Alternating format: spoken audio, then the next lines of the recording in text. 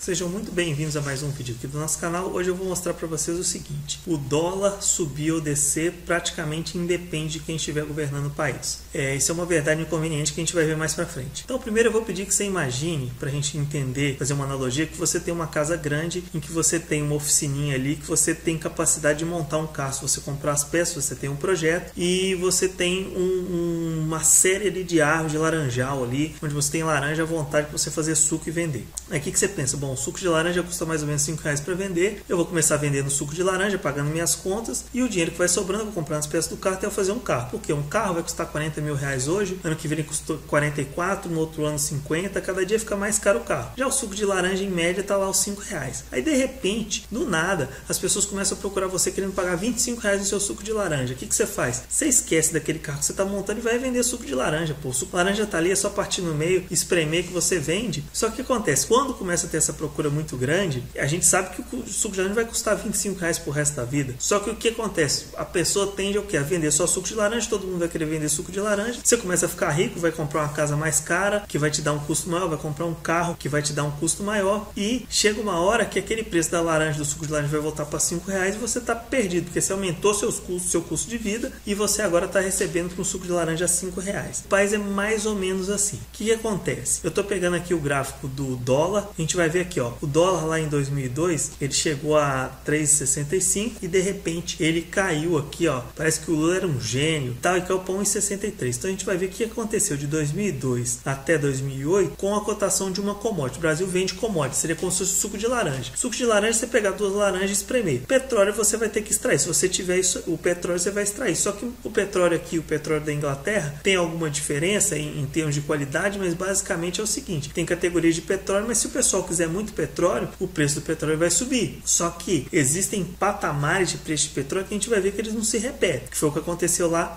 até de 2002 a 2008. De 2002 a 2008 a gente vai pegar aqui então, ó, que o petróleo subiu de mais ou menos 28 e pouco o barril, subiu aqui para 127. Então quer dizer, o Lula não é nenhum gênio, simplesmente o que o Brasil vende, que são as commodities, a gente tinha lá o minério também, estava em preços altíssimos naquela época, elas subiram. E isso depende do governo? Não, isso foi uma conjuntura econômica mundial que fez aquele mesmo, o preço da laranja aumentou. Só que quando aumenta esse preço do petróleo, toda outra indústria brasileira começa a sofrer, porque os investimentos são canalizados para onde está dando mais dinheiro, e com o dólar muito baixo artificialmente, porque a gente sabe que esse preço de petróleo, pode ver aqui que depois ele cai, a indústria brasileira não consegue competir com o produto chinês entrando aqui com dólar, aquela época que chegou ao quê? A 1,60. A indústria brasileira não consegue competir, então começa a fechar, mas isso é uma coisa artificial. Aí o que acontece? Vamos pegar então depois o que aconteceu aqui, ó, aí na crise no subprime, caiu aqui, ó,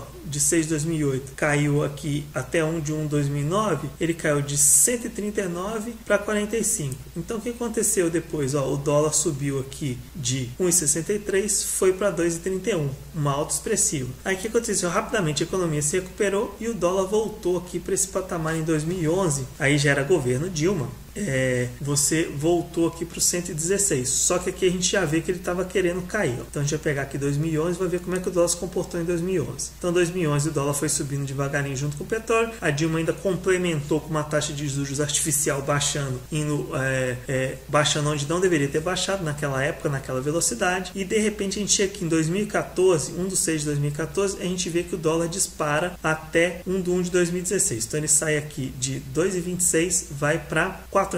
Então a gente vai pegar aqui 1 de 6 de 2014 a 1 de 1 de 2016. O que aconteceu com o petróleo? Aqui, ó, 1 de 6 de 2014 até 1 de 2016 saiu de 109 para 34.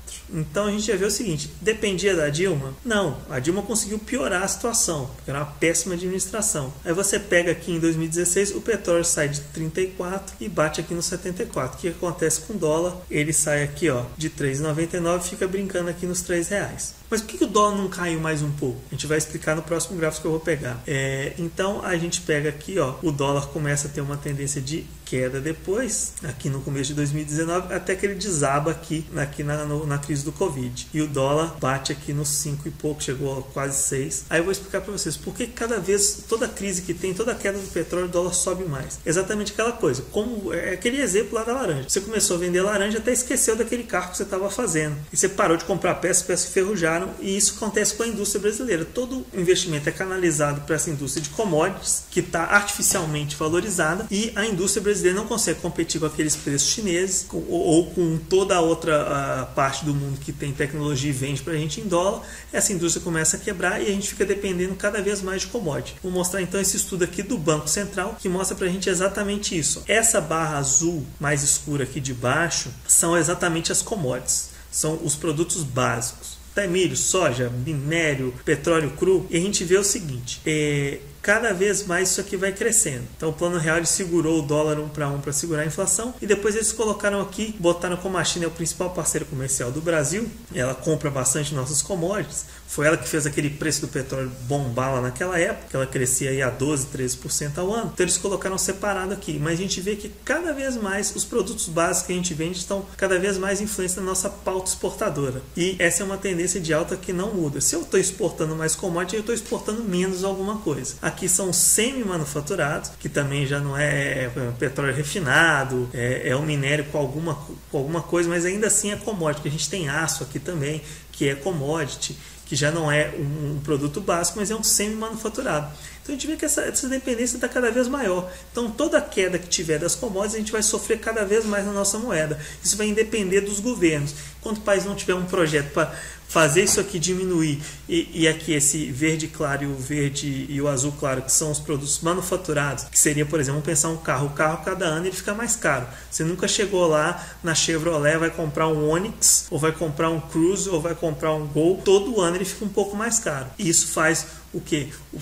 Faria o país ficar mais rico, cada vez o que ele vende fica mais caro. Só que o nosso não, o nosso oscila. Então o Brasil tem sempre esse voo de galinha. Então cada vez mais nossos produtos manufaturados estão menores. Então é exatamente por isso. Isso é uma verdade inconveniente da gente ficar brigando por causa de governo. Eu prefiro Bolsonaro, eu prefiro o PT, eu prefiro o PSDB. Meu amigo, é a mesma coisa. O que vai depender do jeito que o Brasil está hoje é se o petróleo vai subir, se o minério vai subir ou se o minério vai descer. O minério subiu, é igual o suco de laranja. Ficou mais caro, o cara ficou rico. Fica mais barato, o Brasil entra num problema, numa espiral de não crescer, de não dar certo. Por quê? Porque quando as commodities sobem, o país tem mais dinheiro, começam a aumentar os gastos, expande-se os gastos, o consumo aumenta, porque tudo começa a ficar mais barato, e a gente começa a ter essa sensação de que agora aí a commodity cai, a gente vai lá e fica pobre de novo. Só que agora a gente já aumentou nosso gasto básico. Por esse vídeo foi isso, espero que vocês tenham gostado, espero que vocês tenham entendido um pouco o que existe por trás de alta e baixa de dólar, que independe aí do governo, porque o país não tem um projeto para reduzir essa pauta exportadora, depender cada vez menos de commodities e estar cada vez mais atrelado a produtos manufaturados. E se vocês tiverem gostado, compartilhem, se inscrevam no canal e dê uma curtida. Muito obrigado.